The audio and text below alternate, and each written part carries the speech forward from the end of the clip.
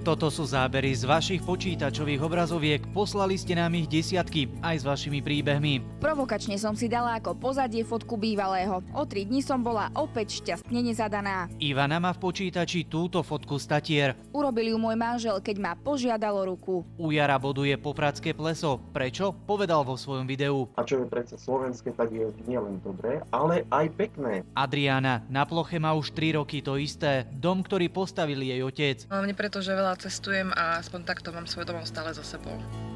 Těm fotkám nijak neuškodil čas. Približne 1000 z vás sa zapojilo do nášho prieskumu na Facebooku. Nie je síce reprezentatívny, no čo si naznačuje, viac ľudí radšej vidí na monitore prírodu ako niekoho z rodiny. Hovorí to práve o tom, že ten človek sa potrebuje uvoľniť. S tými príbuznými sa nemusí uvoľniť. Toto je už krásne. Cítiš tú voľnosť? Sťahuješ energiu. Podľa odborníčky podobné motívy obľubujú zodpovední ľudia. Takéto obrázky prezentujú lásku k deťom a zároveň obavu, aby sa im nič nestalo. A čo muži, ktorí majú pred sebou nahotinky? Má rád takéto obrázky, má také povrchné vzťahy. On si dá ďalšiu.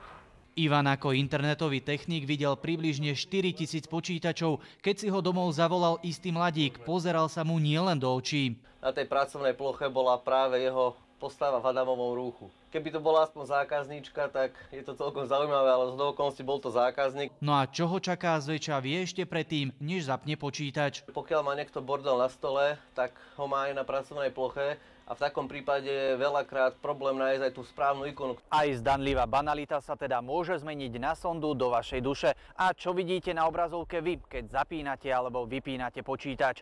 Marek Vnenčák, televízia Markíza.